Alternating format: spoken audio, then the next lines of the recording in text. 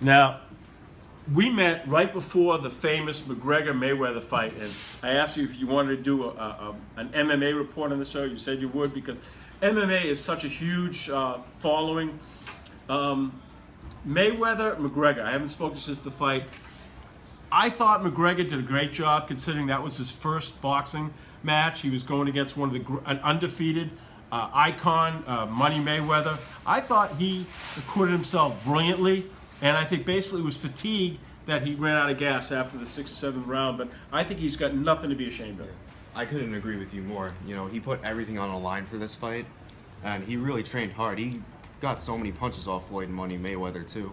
And, you know, I think being that he was fatigued and he let his energy out too early on and, you know, like in the first 5 or 6 rounds where Mayweather is as fresh as he could possibly be, and he'll still be fresh later on in the fight, you know, that's where the major disadvantage came into play.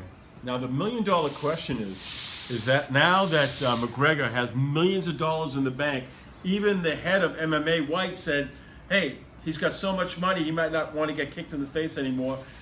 Will we ever see McGregor back in the octagon?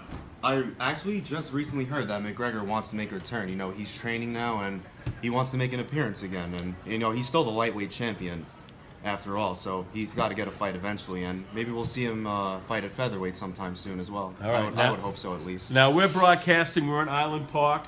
A guy that I've known for many years. I knew him when he was a great wrestler and high school football player at Baldwin High School. He went on to be a champion in MMA, Chris Weidman. He lost the belt. What do you think the chances are of Chris getting a rematch and getting a shot at another title? Well, first off, nobody has the middleweight belt currently because George St. Pierre dropped the belt. He retired. You know, who knows if he'll ever come back, being at his age and what he's done with the UFC. But I think out of all people, Chris Weidman would definitely deserve a title shot, being how hard he worked and how hard he persevered through those 3 losses and how he came back with a win. Yeah, I think it'd be great. I've known Chris a long time. He's very determined, very hardworking. So I would love to see him back in the octagon and get a chance to win the belt back. Yeah, he'll definitely be back in the octagon, but when he's getting a rematch with the belt, you know, who knows when that'll happen, you know. But I definitely look forward to seeing him sooner or later getting a belt. What other big fights in the MMA arena that should we look forward to coming up down the road? Well, tonight, one of the very new UFC fighters that is fighting out of my gym, Matt Steamroller Frivola, he's fighting tonight. You know, he's an excellent fighter. He's a karate kid just like me. You know, he's a hard worker, and, you know, make sure you watch his fight tonight.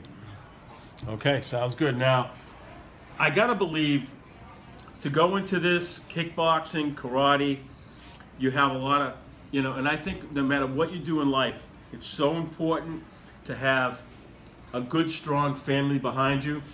How much credit would you give mom and dad for your career, and how important have they been in your growth? They've been important since day one, and most importantly, you know, not only did karate shape me into what I am, they shaped me into what I am. You know, being the way they raised me, that's what really helped me with karate as well. And I can't thank them enough for that. And I think it's safe to say that on March 23rd at Mulcahy's, they'll be there watching with pride. Yeah, my dad will be there, but my mom, I don't know. I don't think she could watch that. All right. All right, sounds good. Scotty Brugueras, ladies and gentlemen, great job.